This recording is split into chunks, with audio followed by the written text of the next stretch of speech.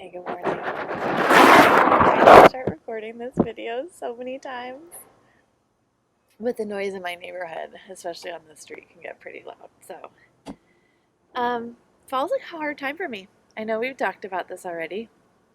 Um, I love October for a lot of reasons, mostly because I love Halloween decorations. They crack me up. They are so over the top and silly and fun and just like outrageous. And people are so like clever and hysterical, and I love it. So I love that part of October. The weather in San Francisco has been like absolutely fucking gorgeous. Even got a pool day at Susan's house earlier this month. Um, and tomorrow we're gonna go like look at apples. So that's pretty great. But you know, winter's coming, and the dark nights, the earlier darkness is really hard for me. Um, Anyway, it's also a time of year that has been hard in my relationship for the last few years, and maybe for many years. I'm not really sure, but a year ago, I was not safe in my relationship and in my home anymore. Um, a year ago, I got home from California and had talked to the Felts, the family who lives at the compound in the South Bay, the Frampton and Linfeld family.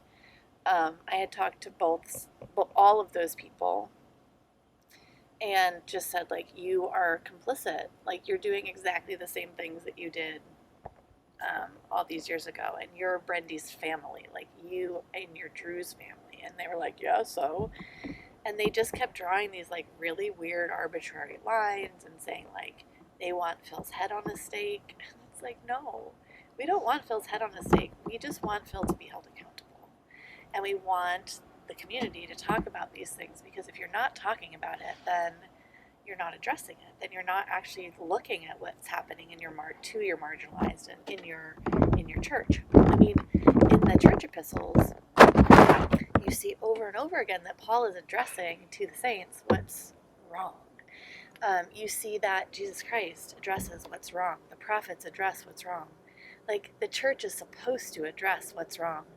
Paul says that, you know, like, he is the least of the believers because of how badly he behaved. And the saints know who he was, and he is so thankful that they allow him back with forgiveness. And so 2 years ago was when I emailed Phil. I called Phil first at home, and he didn't answer. I didn't want to call him on his cell phone because I didn't want him to be sabotaged out in the community. I felt like that was not the way that I wanted to interact with him. So I called him at home, and he didn't answer, and I did leave a message. Like, it wasn't my responsibility to make sure that Phil got to talk to me in this conversation, but I did need to let him know some things. So I pulled up the screenshot that I posted on Facebook last year. I posted this sometime last October. I think October 14th is when I posted it on Facebook. But I wrote this text.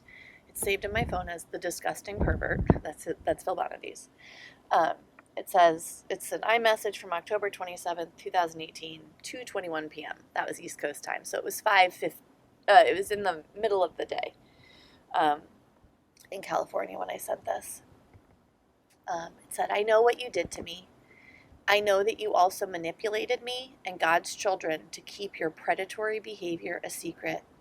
You have silenced me and the others you harmed for more than a decade, and I am no longer allowing you to live in secret, in darkness, to do this to others, to continue to pervert God's word and use his people to your advantage. God is light, and in him is no darkness. His light dispels darkness. I've since, just as a side note, stopped using the masculine for God. So, just a side note.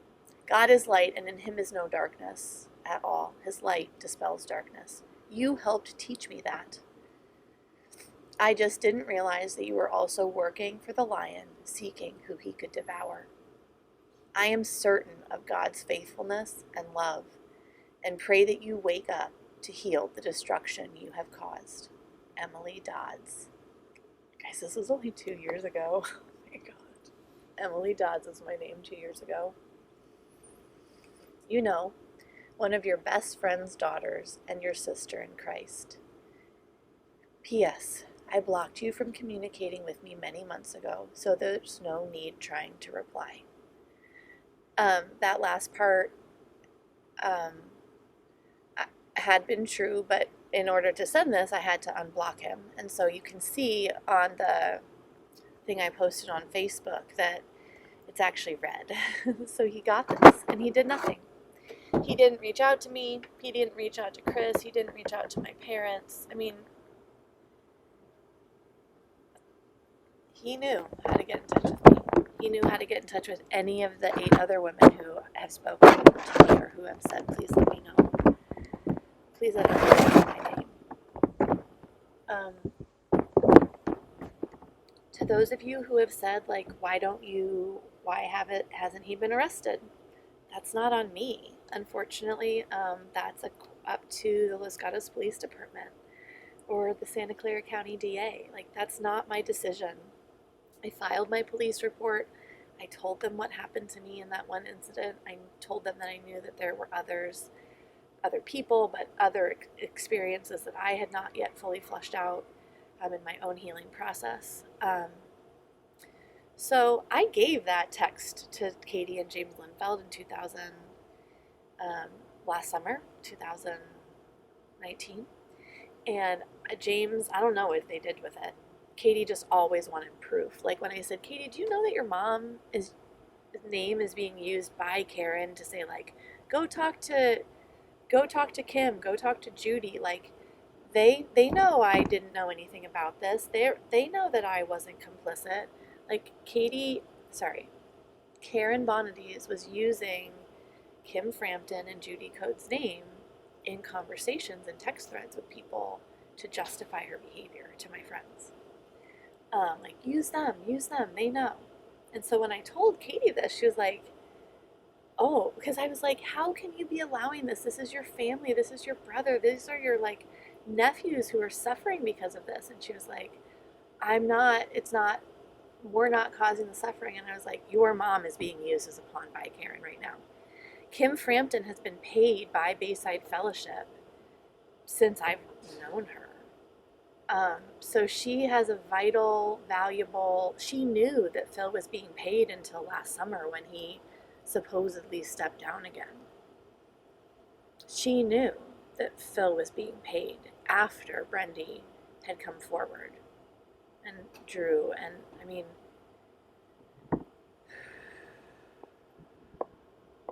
Drew talked to Phil, then Neil Bull talked to Phil, and Neil Bull talked to the board, then the fellowship got involved. Like, I mean, guys, but it's happened in your areas too, in secretive, tiny, toxic ways. You just don't know about it. Anyway, last October was also when my world became really unsafe because Chris punched a hole in the wall and screamed, "We're done," and said horrible things to me in front of a bus stop full of people. He slammed the door.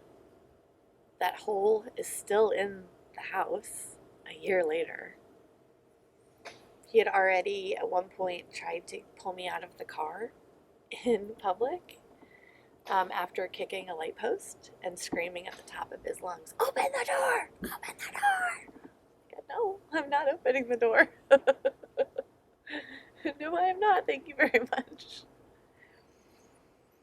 Anyway, so last fall was the end of my marriage, I think.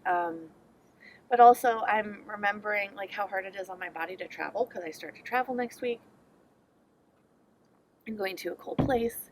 But also in March, like March was the last time, too bright. I've had a migraine all week. This stuff has been very emotional for me, but also I'm like just holding everything like this. But I don't have to hold Chris Dods for much longer. We've been separated for a year in in December because I moved out of our marital bedroom last December after he yet again told me that we were done. And I was like, you can't keep playing this game. Like, I am working so hard to stay married to you, and you keep, in fear, yelling, we're done. And I can't do it. And at that point, he knew that, like, I had a bag packed and ready to go by the door. And if he ever said that we were done again, I was out the door. He knew that. We came up with that agreement last December to help me feel safe, like that I had a place to tether, because he kept shifting the sand under my feet. You know, in the middle of a fight, he would scream, "We're done!" And like, I don't know how to fight. Like, I don't want to be done. So, but I don't know. It was just it was mindfuck. And so we came up in therapy that I would have a bag packed, and that he knew that, like, if he said it again, I would be gone. So, March was the last time I traveled. We went on vacation. We were following very closely what the CDC was saying about travel, about the coronavirus, about masks, all that stuff. And we went on vacation, you know, being careful, you know, not being careful, but being aware that there was news about coronavirus. But while we were there, it was when things started to announce that the week after would be the shutdown weeks, and that things would be quarantining. So it was a stressful week. My nephew was in the hospital in the midst of this. He had 2 surgeries and had some organs removed, and it was scary. You know, God took care of him. His family took care of him. His doctors took care of him, but it was still scary for us as a family. It was a weird thing to be on vacation. It was a weird time during coronavirus. It was a weird time to be in Florida because it's so racist. Like, it's just... But one of the things, he got very anxious about something. I don't remember what it was. We had put down Honey 2 weeks prior because she had started having seizures and falling down the stairs and was so clingy with me. Chris tried to leave and go home in the middle of the night when we were in Florida. In that conversation, he blamed me for his spiritual stagnation. And I just stopped him dead in his tracks. And I said, you cannot blame me for that. I was going to a new church and serving and interacting with new saints. I was exploring the Bible in new ways and listening to old songs in ways that were so exciting for me. I was walking and leaping and praising God and healing in so many ways, not only spiritually with God, but in my body. And I said, you can't blame me for that. You can't put that on me. And the funny thing is that in our community, that excuse doesn't fly because the man is supposed to be the spiritual head. So you can't go around as Emily was some horrible person and we were spiritually stagnating because in that community, that very cultish, closed-minded religious community, it's the man's job to be the spiritual leader.